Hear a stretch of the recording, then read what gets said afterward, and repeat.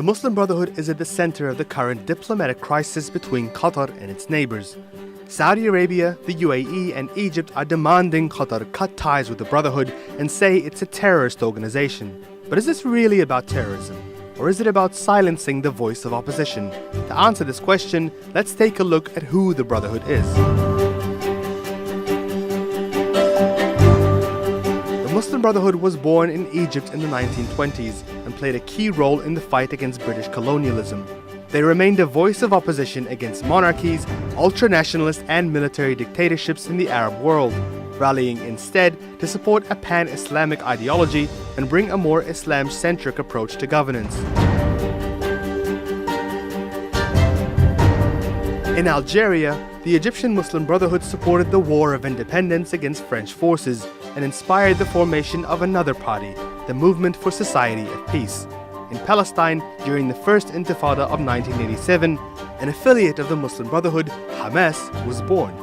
And after winning democratic elections in 2006, it took control of the Gaza Strip.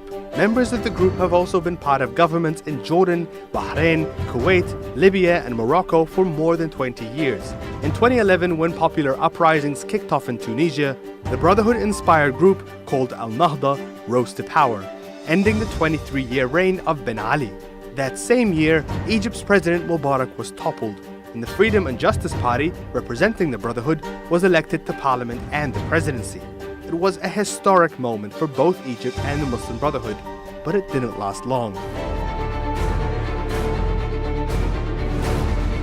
Less than a year later, amid growing discontent against the party, the military seized control in 2013 and went after the Muslim Brotherhood, locking up its leaders, handing out hundreds of death sentences, taking its TV channels off the air, and killing more than 1,000 of its supporters in a single day, in what is known as the Rabaa massacre. Saudi Arabia and the UAE bankrolled the coup with more than $30 billion in an attempt to weaken the Muslim Brotherhood and stamp out its influence in challenging the legitimacy of their monarchies. As the group is pushed further underground, some of its offshoots have taken up arms and are blamed for attacks on security personnel in Egypt.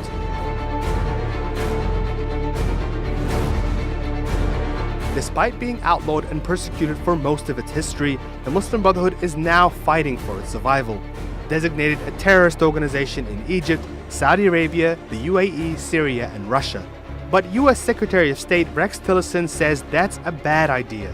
He says the group still has over 5 million members across the Middle East, and branding them terrorists would complicate the security and politics of the region. There are elements of Muslim Brotherhood that have now become part of governments.